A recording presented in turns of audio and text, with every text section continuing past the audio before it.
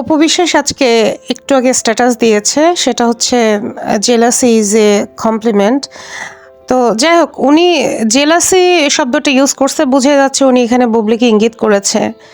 তো বুবলি অনেক আগে একটা স্ট্যাটাস দিয়েছিল, যখন তাপসের বিষয়টা অপু বিশ্বাস প্রকাশ্যে এনেছিল, তখন বলেছিল যে jealousy is a mental problem, না যেন মেন্টাল হেলথ এরকম কিছু একটা।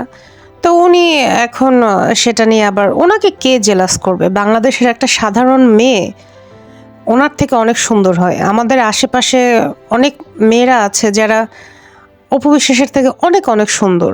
অপু বিশ্বাস একটা এভারেস্ট চেহারা, এভারেস্ট ফিটনেসের মেয়ে, এবং অপু বিশ্বাসকে তখন মেয়ে বলা যায় না, মহিলা বলা যায়। ওনার থেকে অনেক অনেক গৃহবধূ দেখবেন অনেক অনেক সুন্দর। কিন্তু বুবলির যে চেহারা, সেটা হচ্ছে ইউনিক চেহারা, লাখে একটা, কোটিতে একটা। এজন্যই তারা নায়িকা। যারা নায়িকা তাদেরকে আপনি 10 জন, 20 জন, 100 জন, 1 লাখের ভিতরে আলাদা করতে পারবেন। সেটা শাবনূর বলেন, পূর্ণিমা বলেন, তারপরে মৌসুমী বলেন, পপি বলেন, এবং বুবলি, এবং অফকোর্স পরিমণিও। তো এনাদের চেহারা হচ্ছে আপনি আলাদা করতে পারবেন, বাট অপু বিশ্বাসের চেহারা, ফিটনেস এমন কিছু না যেটা আপনি আলাদা করতে পারবেন না। খুবই জেনারেল, মনে হবে যে সে একটা মাঝবয়সী কোনো নারী, যার বাচ্চা কাচ্চা আছে, বড়জোর হাউসওয়াইফ। বুবলি আপনাকে জেলাস করলে সে তো ফিতা কাটতে ব্যস্ত থাকতো, শোরুম ওপেনিংয়ে বিজি থাকতো। সে যেসব কোম্পানির ব্র্যান্ড অ্যাম্বাসেডার, সে তো ওই তমুক বিউটি পার্লারের ব্র্যান্ড অ্যাম্বাসেডার না, সে হচ্ছে যমুনা গ্রুপের ব্র্যান্ড অ্যাম্বাসেডার। সে তো জায়গা বুঝে যায়। তো আপনাকে জেলাস করবে কিভাবে? মানুষ তো জেলাস তাকে করে যে কিনা মানে আমার থেকে খুব উপরের পজিশনে আছে, যে আমার ধারে কাছেও নাই, তাকে কি কখনো আমি জেলাস করব? উল্টো সে আমাকে জেলাস করবে, সে আমাকে সবসময় কপি করবে, আমাকে খোঁচা মেরে কথা বলবে, যেটা আপনি অলওয়েজ করেন। আপনি যেই ক্যাপশনটা দিয়েছেন, আমি ওখানে কমেন্ট করেছি যে এটার অর্থ কি আপনি জানেন? আপনি বুবলির দেখা দেখে আপনি এখন ইংলিশে ক্যাপশন লেখা শুরু করছেন। আগে কি ক্যাপশন দিতেন মনে নাই? গুড নাইট বন্ধুরা, শুভ সকাল বন্ধুরা, ওল্ড পিক বন্ধুরা, তারপর হচ্ছে আপনি এগুলো বলতেন, আবার শাকিব খানের পেজ ট্যাগ করে বলতেন ফলো, তারপরে মাঝে মাঝে ইমো দেন। আপনি যেখানে একটা বাংলায় শুদ্ধ করে স্ট্যাটাস লিখতে পারেন না, সেখানে এগুলো কারা আপনাকে লিখে টিখে দেয়? এই যে কমপ্লিমেন্ট, এটার উচ্চারণও তো আপনি করতে পারবেন না, অর্থ তো পরের কথা। তো আপনাকে কেন বুবলি জেলাস করতে যাবে? এবং আপনাকে বুবলি ছাড়া আর কে জেলাস করতে যাবে? কোন দুঃখে? আপনাকে আমরা অপছন্দ করি, এজন্য আমরা আপনাকে নিয়ে কথা বলি। জেলাস কেন করব? আপনি না পারেন ঠিকভাবে কথা বলতে, হাসলে আপনার মানে মুখে দাঁত ছাড়া আর কিছুই দেখা যায় না। তারপর আপনার ভিতরকার মাড়ির অনেকগুলো দাঁত নাইও।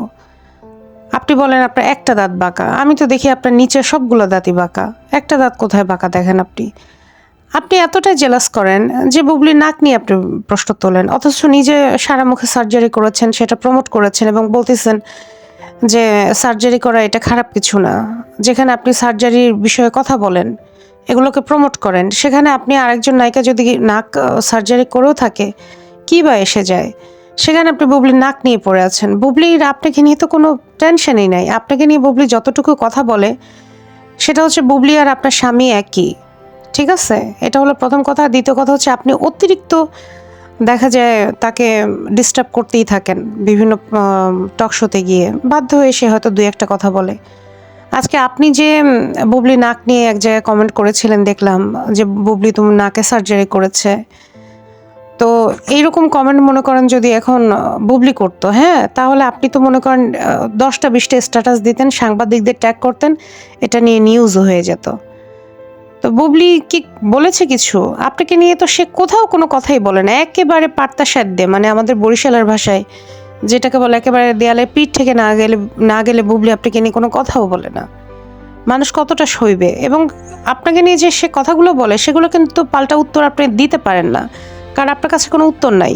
বুবলি যে কদিন আগে প্রথম আলোতে যে ইন্টারভিউটা দিয়েছিল, আপনাকে নিয়ে যে কড়া কড়া কথা সে বলেছে, বাপ্পি চৌধুরীর সাথে আপনার রিলেশন ছিল, জায়েদ খানের সাথে আপনাকে হাতে নাতে ধরেছে, মান্না স্যারের সাথে আপনি কি কি করেছেন, তারপর আপনি চপটাঘাত খেয়েছেন কার হাতে, এগুলো নিয়েও তো আপনার ব্যাপারে বলেছিল।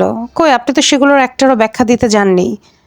শুনেন, আপনি কখনো মনে করবেন না যে আপনি এইসব কথা বলবেন আর এগুলো হচ্ছে আমরা সহ্য করব, মুখ বুজে থাকবো। আমি কিন্তু ওই ধরনের তেলবাজ উপস্থাপিকাও না। আপনি আমাকে ইন্টারভিউ দিয়েন, আমি দেখব আপনাকে। আপনি তো এরপরে আমাকে ইন্টারভিউ যদি দেন কোনো কারণে, এরপর আমাকে নিয়ে আরেকটা টক শোতে গিয়ে কথাবার্তা বলবেন, আরও অনেক কিছু বলার ট্রাই করবেন। আপনার কাজই হচ্ছে এটা।